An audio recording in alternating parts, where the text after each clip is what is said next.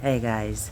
Okay, so right now, this video, um, history. Oh, BT subs. Like my shirt? And yes, I really can drive a stick. I'm from Minnesota, I can drive anything. Um, but anyways, I want to talk about some history with you. Okay, and, uh, after World War after World War One, after World War One, our president was sick and he was dying, and he was bullied into signing the Paris Accords. In the Paris Accords, it blamed everything on Germany, expected Germany to pay everything back. It also prevented Germany from building an army and a lot of other things. But what they did was, it's kind of fucked. Blaming everything on them. And then, punishing the bejesus out of them. And then right after the war, of course, you had the flu epidemic. Millions of people died. And then after that, you had the Great Depression. And it wasn't just America. It was the globe. And Hitler, who was still in the army, was sent to spy on this group, the Nazis. He was sent to spy on them and to report back if they were trouble, if they were going to be trouble, if they needed to be watched, yada, yada, yada. Excuse me, bracelets falling off. And, but Hitler was so enthralled with their message, was so, it was so him. He, misdirected the military and then quit and quickly went up the ranks of the Nazi Party. And they tried, and forgive me, I don't remember the year, but they tried with the beer hall pushed. But everything went wrong. And I think 4 of Hitler's people died, 4 or 5 of Hitler's people died. And all throughout the Reich, they had a big ceremony memorial every single year. Well, Trump, went to jail, and that's where he wrote that vile, vile, horrible book, Mein Kampf. Now, there is a rumor that Hitler did not always hate Jews. There's a rumor that he was in love with a girl who was Jewish. But her family, because Hitler wasn't, would not consent to the match. And so she had to turn him down. And ever after, he hated Jews. I'm not Jewish, but being named Stephanie, I'm glad it wasn't around. Anyhow, actually, and this is for another time, but there was a lot of women, including one of his, was it his niece? It was his cousin, that committed suicide because of Hitler, or being around Hitler, or something. There was a few women that committed suicide before Eva Braun did at the end. But Hitler, so, got his book, got out of jail, rejoined his fellows, got the book published, got it out there. And they learned from their mistakes, and they went out there, like Trump, held rallies, like Trump, telling people how awful it is and how he could fix it. Only I can fix it. I can see your vision. I know what you need. I know how to rebuild our country. I know how to get our strength back and our pride. That was the biggest thing, pride. And so they they started, really industrializing and building. And he designed. I'm sorry, guys, bug owners. Hitler designed the Beetle. Hitler designed the Beetle. Just so you know. He designed that car so that it would be cheap enough for ordinary people to buy.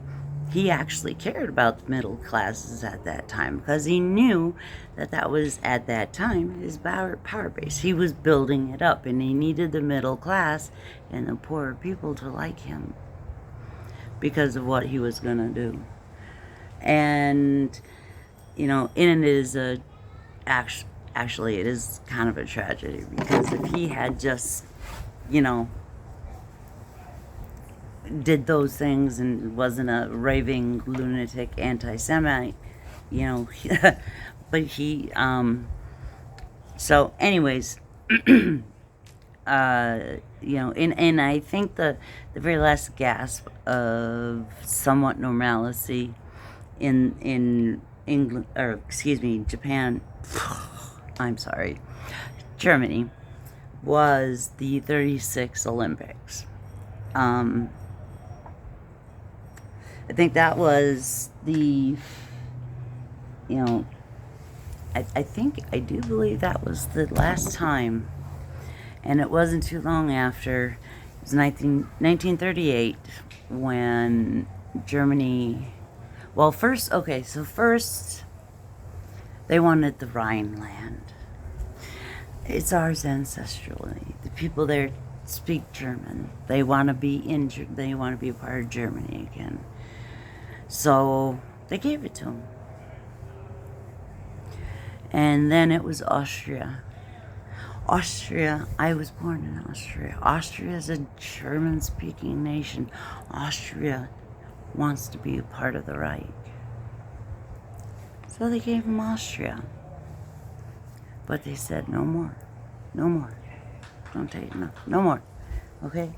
We let you have this. We let you have that. No more. And at this time he was in contact with El Duce. He looked up to El Duce is, it'll come. You know who I'm talking about. The Italian dictator. Benito Mussolini. Because he'd been a dictator long before Trump. And Trump looked up to him and wanted to learn from him. And in the beginning, when Mussolini met Trump, or Hitler, that was a Darwin slip, I'm so sorry. When he first met Hitler, he thought he was kind of pathetic and needy, and he didn't think he was going to be able to do these things that he said he was going to do. Surprise, surprise, end of the war, Mussolini had to flee, and Trump had to set up an area with German troops, an Italian little alternate. And then when he tried to flee, and he was with his mistress and some other people, they were found, they were shot, they were brought back to, I do believe it was Milan, and they were hung by their feet on a pole, and people beat the crap out of their bodies, their not alive bodies, for hours, and they tore them down. They did everything and anything you can think of, including castration and other things. But by the time you couldn't tell it was him. It was just brutal. Or his mistress, or any of the other people that had been there with him. It was brutal. And Italy was instrumental in helping us win the war. But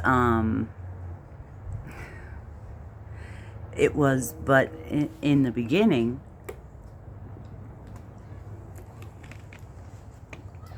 excuse me, kind of like Trump's first term, he had some people that knew what they were doing and trying to, do what they needed to do and all that, but didn't work out that way.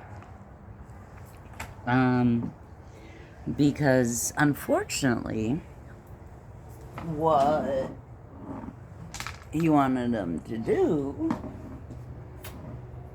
was find out how to kill people faster. Now, they started with the mentally and physically disabled people, and at that time, at that time, they were called sanitariums.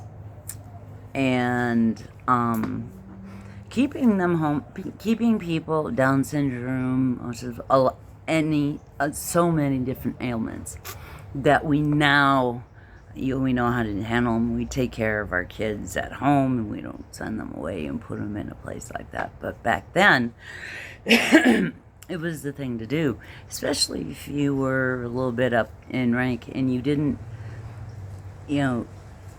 that's what you did. You sent them to a place where doctors would take care of them. And, some of the places were nicer than others. But none of them were great. So they started euthanizing the mentally ill and disabled. And the German people were up in arms. Those were their beloved relatives. And how dare you come in there and kill my relative? And so they backpedaled on the euthanasia of that population. But the genocide was just beginning. And they were learning, and that was a practice. So they first began, of course, by getting all the Jews out of Germany, out of all that, and rounding them up and putting them in camps. Kind of like Gitmo, or the big one they're supposed to be building here in East Texas. And then there are other concentration camps existing here in the USA. We have concentration camps. Matter of fact, during World War II, we rounded up all of the Japanese Americans, and we put them in this huge camp in the middle of the desert, in the middle of nowhere. It is a huge stain on our history and a huge stain on our reputation, and we need to own it. We need to own it. Just like the fact that we knew the Holocaust was coming out. We knew the Holocaust was happening. We knew he was killing Jews. And Goebbels was trying to get them out of the country. And we wouldn't let them in. Some countries did, but we turned them away. America turned them away to go back to a certain death. Okay. And when the Americans and Russians and others liberated the camps, they couldn't believe what they saw. Those starved, emaciated bodies piled. And it wasn't just dead people in there. Some of them were alive. And the mounds of shoes and eyeglasses and fillings from teeth. And Just, and then the one commandant that had, if a prisoner had tattooed, she had that tattoo cut out, tanned, and used for something. She was horrible. So he killed over 6 million Jews, gypsies, homosexuals, and anybody that he didn't like. So the director of the FBI admitted he had a enemies list. We all know Trump always has an enemy list.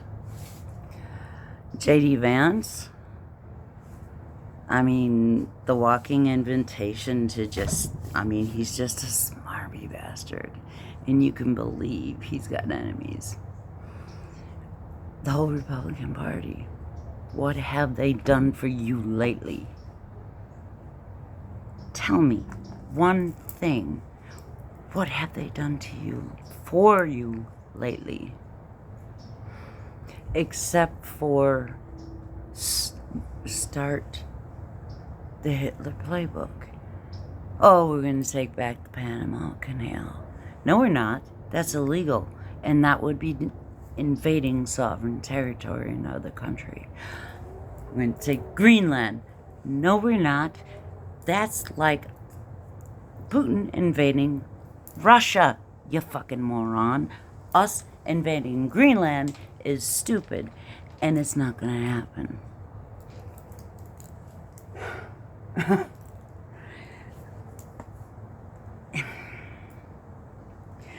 We already knew this guy was nuts on toast. But it's so much worse than that. It's so much worse than that. We thought, I mean, the last time he had somebody, you know, to chill him out, I mean, there were people there that said, you can't do that. But all he has now is yes men. All he has now is yes men. Just like Hitler did back in the day. Or any other dictator. Hitler I'm sorry. And I hope I don't get dinged for saying mustache man too much. But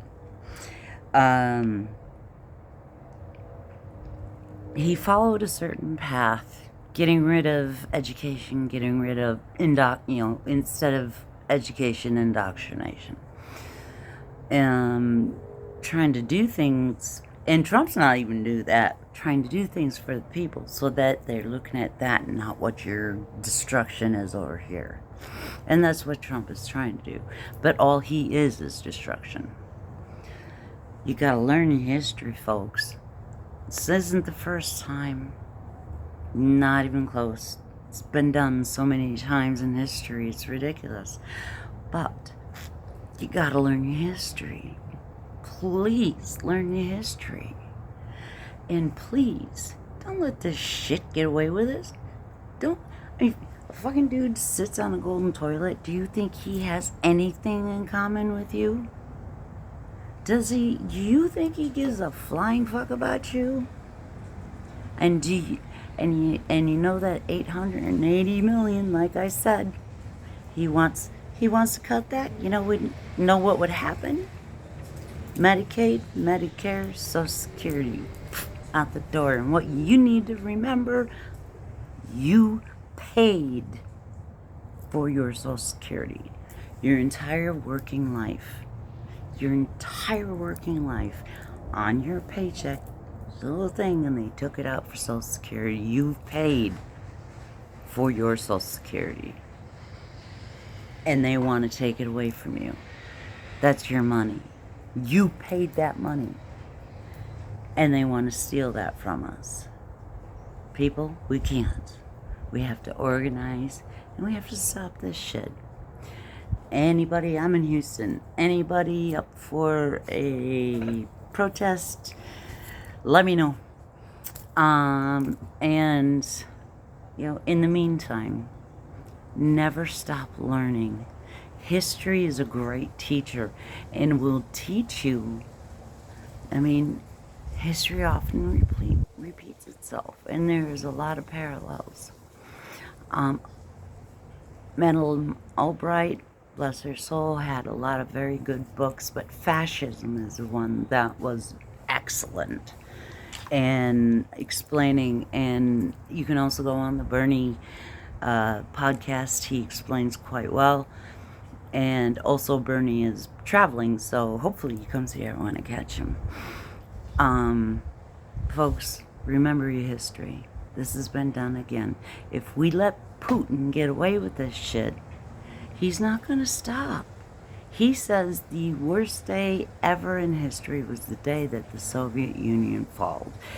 His plan is to get all of that territory back so he can be the Soviet Union again. We can't let that happen. He invaded a sovereign nation. We can't let it stand. And he needs to get the fuck out of Crimea too. As soon as the war started, I put this flag up.